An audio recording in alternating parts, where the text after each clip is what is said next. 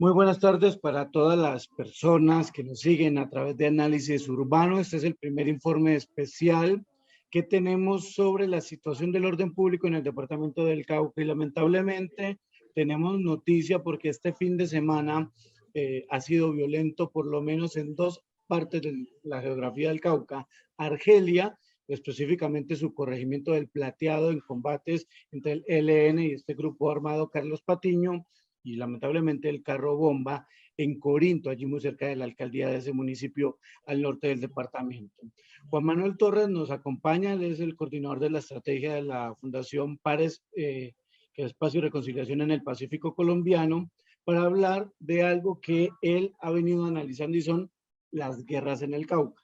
Pero nos queremos concentrar en dos de esas guerras que específicamente son lo que sucede en Argelia, que es el sur del Cauca, y el norte del departamento. Juan, muchas gracias.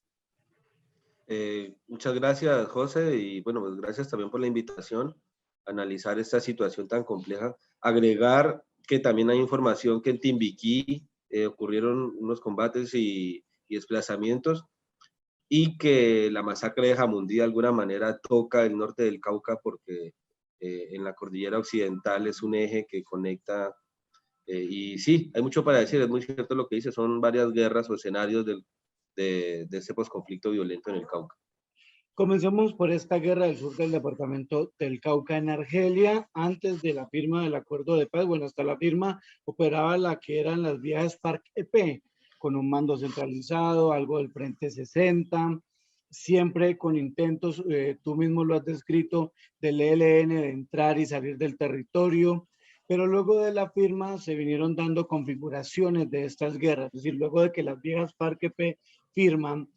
Y antes de hablar de la actualidad, ¿qué es lo que pasa en Argelia, Juan, luego de que las viejas FARC-EP salen en Argelia, el Plateado y toda esta zona? Bueno, hay muchos antecedentes en los que uno puede ligar de cosas que pasaron, pues ya son 40 años de presencia de la guerrilla en ese territorio. Pero bueno, nos ubicamos, a mí me gusta empezar porque siempre dicen de la firma, ¿no? Del acuerdo. A mí me gusta empezar es en la etapa de negociación, que fue una etapa de negociación que duró varios años, ¿no? Y gran parte de los beneficios de lo que sería la paz o que la gente vislumbró, que en realidad se sintió porque el cambio fue muy grande, se dio en la etapa de negociación. Cuando ya se estaba acercando la firma, ya uno empezaba a notar ciertos agotamientos, ciertas circunstancias que podían, y sí, que podían hacer reventar nuevamente, pues, o alterar el orden público. Argelia tenía un frente exclusivo. El Frente 60, el Jaime Pardo Leal, fue creado para el municipio de Argelia.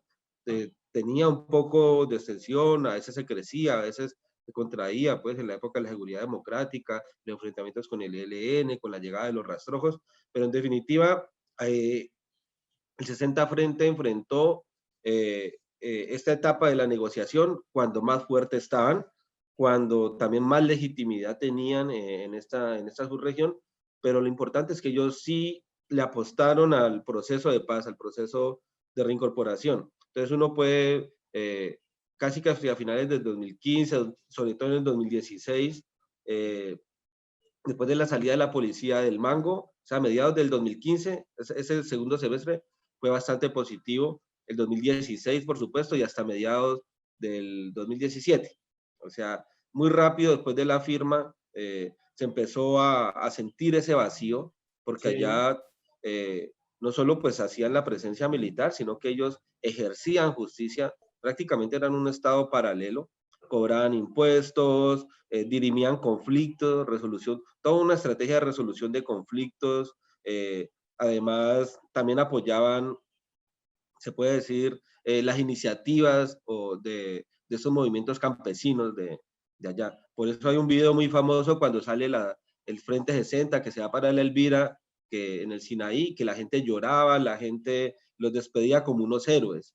Sí. Y era por el nivel de arraigo que se había logrado. Obviamente Argelia tiene unas pequeñas subregiones, es un sistema de corregimiento, ya que la cabecera solo en población tendrá si acaso el 15 de población, porque sí tiene una zona de injerencia, pero hay una serie de corregimientos que cada uno tiene unas particularidades en esa que es la parte alta del cañón del Micay. Entonces, ese vacío, de alguna manera, muchas de las responsabilidades recayeron en la administración municipal, en las juntas de acción comunal y en una organización campesina que se llama Ascanta, también Asocomunal, que sobre todo trabajaba del plateado hacia abajo. Eso se fue más o menos manejando, pero a la vez, en este punto ya se estaba llegando como a los máximos, se puede decir, más allá de la presencia de cultivos ilícitos, es todo un enclave que se ha conformado económico alrededor de la economía de la coca. Ya todo el mundo no tiene tierra, todo el mundo no siembra coca, pero es un tejido económico y relacional muy complejo alrededor del cultivo de la coca y se sentía ese vacío. Uno muy básico, la seguridad. La FARC, además de brindar cierta estabilidad política, también brindaba seguridad a estos grupos de narcotraficantes, que allá mismo, allá está la coca, están los procesamientos de base, están las cocinas, está la ruta y está toda la disposición para esta economía. Entonces, este vacío se empezó a sentir y yo ubico en enero del 2018, cuando ya definitivamente dije, yo ahí dije, esto viene mal, acá se va a poner Hay un mal. punto de giro allí. Sí, es un punto de inflexión muy claro y fue una masacre que ocurrió en el corregimiento del Plateado, precisamente el domingo de carnavales, con el pueblo lleno. Asesinaron en un estanco al frente del parque donde ocurrieron estos enfrentamientos de este fin de semana. Ahí asesinaron a un narcotraficante local. Y fue un operativo montado de 3 semanas de inteligencia. Ese día una camioneta nueva con hombres con rifles de asalto modernos, como unos mercenarios, realmente fue de película. Atentaron contra esta persona y mataron a 2 más, entre ellos al dueño del estanco, un joven muy querido, y una señora que andaba vendiendo sombreros y ponchos. Esa masacre marcó el punto de inflexión porque lo hicieron en las narices. O sea, además en una festividad, esa camioneta, ellos se volaron, no tuvieron ni siquiera cómo responder. Yo decía, donde las FARC hubieran estado activas en ese momento, no se atreven tan fácil a hacer un operativo de esa magnitud. A la salida del pueblo, la camioneta la quemaron, la dejaron atravesada en la vía, cerca al puente, como para que nadie más pasara, y se volaron. Entonces, prácticamente allá les pintaron la cara, se puede decir, cuando ellos decían, bueno, acá el plateado, ¿quién se nos viene a meter de esta manera, no? O sea, ¿le pintan la cara a las viejas FARC? No, como al territorio, es decir, Al porque el territorio. plateado se decía, este es un pueblo inaccesible para cualquiera, acá ya cualquiera no se atreve, el que llega allá tiene que llegar recomendado, tiene que hacerse pasito, y estos eran disputas por rutas, por rentas de negocios. Uno no sabe, pues, o sea, todo lo que se puede manejar en el alto nivel prácticamente, porque los grupos locales de narcotraficantes ya negocian directamente incluso con los carteles mexicanos, se puede decir. Y entre ellos mismos, en ese momento había una disputa entre Jalisco Nueva Generación y el cartel de Sinaloa. Y ellos, y acá habían sus representantes o sus facciones con las que negociaban. Entonces yo dije, bueno, esto se complicó. Esto se complicó y empezó también el ELN a hacer un proceso de expansión. A partir de ahí, ya estaban muy consolidados en el plateado. Primero se consolida, porque es que el plateado es el botín, es el eje. Si uno lo ubica en el mapa, queda de sur a norte, es el eje central, el pueblo, el Puerto Seco, que conecta Argelia con el San Juan del Mechengue, que es el San Juan del Micay, antes se llamaba el San Juan del Mechengue, un pueblo que es histórico, que algún día le podremos hablar, José, de lo que significa, que funciona como un eje plateado San Juan del Micay, que pertenece al corregimiento del Tambo, pero entonces el plateado conecta Argelia, el Tambo, con López de Micay. O sea, el Micay va de sur a norte, pero también el plateado conecta Popayán, el Tambo, plateado con Guapi. La futura vía al mar, sí o sí, en los términos de referencia, dice que tiene que pasar por el plateado. Y además es un pueblo, yo nací allá, yo nací en el 84, y ese pueblo no llegaba a las 100 casas, eran las casas de alrededor del parque y algo más. En ese momento tiene 1.600 y contando casas, o sea, es un pueblo que ha crecido por 20 y es un pueblo que además en este momento pues tiene mucha población. Y el ELN obviamente pues es el pueblo, es el botín que todos se pelean y venían en ese proceso de expansión. y eso se notó mucho, más allá de la presencia ahí, pues todo el control territorial. Hubo un caso que El Espectador lo publicó en un artículo que le denominó la masacre de Mechengue. En ese entonces estaban, que pululaban esos grupos que le llamaban, desde ese entonces les llamaban disidencias, pues como una estrategia política, además de decir esta es una conexión directa con las FARC, empezaron a conformarse muchas bandas de disidencias o grupos, muchos intentaron, no todos lo lograron, y obviamente algunos excombatientes, algunos de procesos de reincorporación, conformaron una banda y se fueron para el Plateado y pasaron hasta el San Juan del Mechengue. Allá el ELN los detectó, obviamente ellos tenían control de esa ruta entre el Plateado y el Mechengue, total, usted salía y a los 3 kilómetros ya encontraba un retén del ELN y a partir de ahí usted se movía, era con la, pues si ellos le daban permiso. De todas maneras, estos muchachos se atrevieron. Hay hipótesis que iban detrás de una caleta de armas o caletas de dinero que habían dejado las FARC, porque ahí habían excombatientes y unos del Frente Octavo también.